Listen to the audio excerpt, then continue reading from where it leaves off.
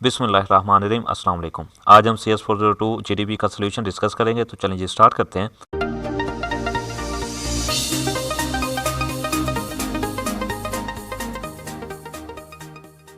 तो सबसे पहले जीडीपी की स्टेटमेंट को पढ़ लेते हैं। तो अगर स्टेटमेंट की बात करें तो उन्होंने कहा कि आर्टिफिशियल इंटेलिजेंस जो होती है ना, different kind of non character player. Non character player की सबसे पहले बात कर लेते हैं।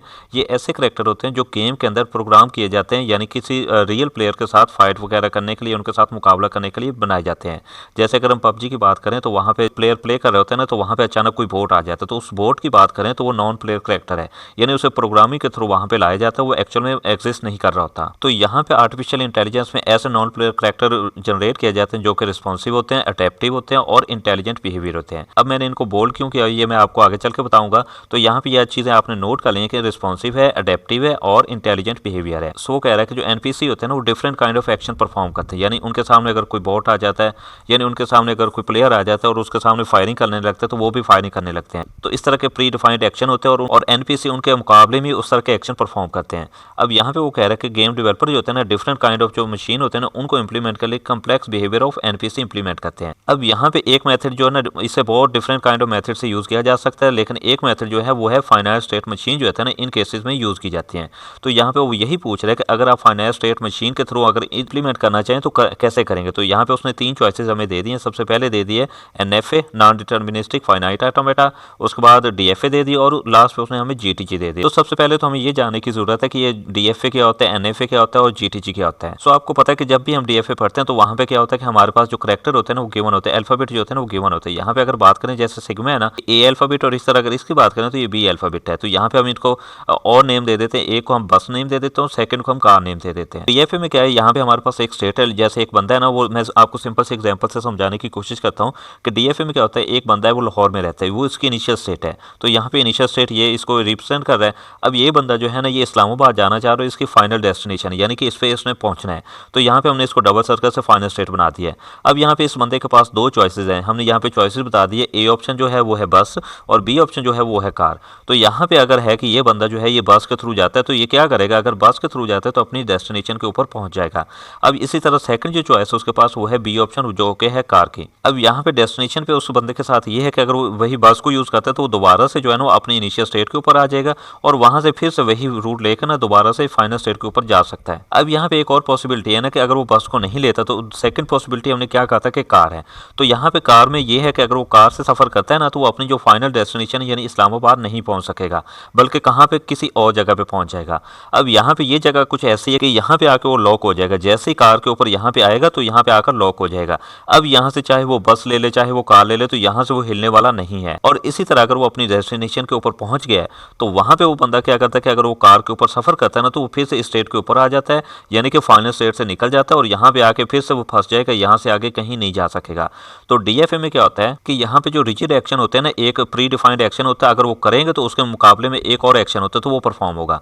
अगर वो प्री डिफाइंड एक जो दूसरा करेगा तो उसके मुकाबले में दूसरा एक्शन परफॉर्म होगा। जैसे यहाँ पे अगर कहा था कि बस के थ्रू जाएगा तो डेस्टिनेशन पे पहुंच जाएगा, और इसी तरह अगर वो कार के थ्रू जाएगा तो कहीं और पहुंच जाएगा और वहां से हिल भी नहीं सकेगा। अब इसी एग्जांपल को हम जीटीजी के ऊपर अप्लाई करते हैं और एनएफए के ऊपर भी अप्लाई करते हैं। तो यहाँ पे अगर जीटीजी की बात करें तो यहाँ पे डीएफए के मुकाबले में थोड़ा सा ज्यादा नॉन डिटर्मिनिस्टिक होता है। इसका मतलब क्या है कि यहाँ पे हमारे पास थोड़ी सी ज्यादा चॉइसेस आ जाती है। कैसे, यहाँ पे अगर वो बंदा क्या करता है कि बस को लेता है तो डेफिनेटली वो इस्लामाबाद पहुंच जाता है, अपनी डेस्टिनेशन पे पहुंच जाता है। लेकिन सेकंड ऑप्शन उसके पास ये है कि अगर वो कार भी ले लेते हैं ना और अगर इस स्टेट के ऊपर आ जाता है, तो यहाँ पे वो क्या करे, अगर फिर से वो बस को ले ले यानी इसके ऊपर ट्रेवल करे, तो फिर से अपनी फाइनल स्टेट यानी कि इस्लामाबाद के ऊपर पहुंच सकता है। तो जीटीजी में क्या होता है कि थोड़ी सी हमारे पास पॉसिबिलिटीज ज्यादा आ जाती हैं। और अगर इसी एग्जांपल को हम एनएफए के ऊपर अप्लाई करें तो एनएफए में क्या होता है, वही बंदा अगर वो बस के थ्रू लेता है तो डेफिनेटली इस्लामाबाद पहुंच रहा है। लेकिन अगर वही बंदा क्या करे कि कार को भी ले लेना, तो अगर किसी और नॉन फाइनल स्टेट के ऊपर भी चला जाए तो वहां पे भी उसके पास पॉसिबिलिटीज होंगी कि वहां पे अगर वो चाहे बस में सफर करे चाहे कार में सफर करे, वो फिर से अपनी जो फाइनल डेस्टिनेशन है इसके ऊपर पहुंच सकता है। तो यहाँ पे जो एनएफए होता है ना, यहाँ पे बहुत ज्यादा पॉसिबिलिटीज होती हैं। तो इसलिए जो एनएफए है ये सबसे ज्यादा पावरफुल होता है। यहाँ पे मैं आपको छोटा सा एनिमी मॉडल दिखा रहा हूँ। तो यहाँ पे हमारे पास कुछ स्टेट है, वेंडर है, अटैक है और इसके बाद अटैक और इवेट है। तो ये जो कंडीशन बनाई गई ना, ये बनाई गई जो नॉन प्लेयर करेक्टर होते हैं ना, उनकी बनाई गई स्टेट। तो यहाँ पे अगर बात करें तो एक है ये, यहाँ पे वो घूमता फिर रहा है। अब उसके सामने जैसे ही एक कोई प्लेयर आएगा ना, तो वो क्या करेगा, उसके ऊपर अटैक करना शुरू कर देगा। और जब उसके ऊपर अटैक करने लगता है तो अगर जो प्लेयर है ना उसके ऊपर अटैक कर रहा हो तो वो क्या करता है, इवेड यानी कि उससे बचने की कोशिश करता है, भागने की कोशिश करता है। लेकिन अगर वहीं पे यहाँ पे जहाँ पे भागने की अगर कोशिश कर रहा है तो वहां पे क्या होगा, जो प्लेयर है वो आइडल यानी कि वो कुछ भी नहीं कर रहा, तो वो फिर से क्या करने लगेगा, वो फिर से अटैक करने लगेगा। अब यहाँ पे होगी पॉसिबिलिटी। उसके बाद क्या है कि अगर वो अटैक कर रहा है और जो प्लेयर है ना उसके यानी कि जो रियल प्लेयर वो वहां से भाग जाता है यानी कि नजरों से ओझल हो जाता है, तो वो क्या करेगा, नॉन प्लेयर करेक्टर जो है ना वो वंडर यानी कि फिर से आवारा चलना शुरू कर देगा, घूमना शुरू कर देगा। सो ये मैंने आपको यहाँ पे इम्प्लीमेंट करके दिखाया कि आप जो होते हैं नॉन प्लेयर करेक्टर है ना उनको आप फाइनाइट स्टेट मशीन कैसे बना सकते हैं। अभी यहाँ पे हम मॉडल की बात नहीं कर रहे, हम बेसिकली जो है ना तीनों मॉडल यूज़ कर सकते हैं। हम डीएफए भी यूज़ कर सकते हैं, हम एनएफए भी यूज़ कर सकते हैं, हम जीटीजी भी यूज़ कर सकते हैं। यहाँ पे हम इस तरह एग्जाम्पल देख लेते हैं। अगर हम डीएफए की एग्जाम्पल की बात करें तो यहाँ पे मैं आपको एक वीडियो दिखा रहा हूँ। तो यहाँ पे ये वीडियो कुछ ऐसे कि ये जो आदमी है ना ये इसको लाइव प्ले कर रहे हैं और यहाँ पे ये एक बाजार में जा रहे हैं, तो वहाँ पे इसको डिफरेंट काइंड ऑफ जो आदमी होते हैं ना वो मिलते हैं।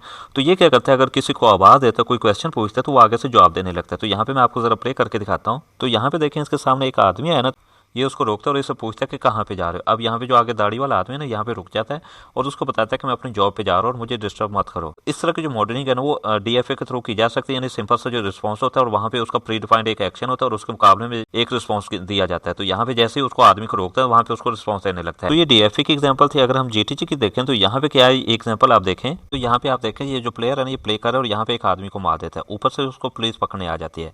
अब वो वहाँ पे जल्दी से जाके एक जगह पे जाके छुप जाता है। तो जहाँ पे पुलिस होते हैं उसको ढूंढती रहते हैं और वहाँ पे आखिरकार एक जो पुलिस वाला था ना उसको आकर ढूंढ लेता है।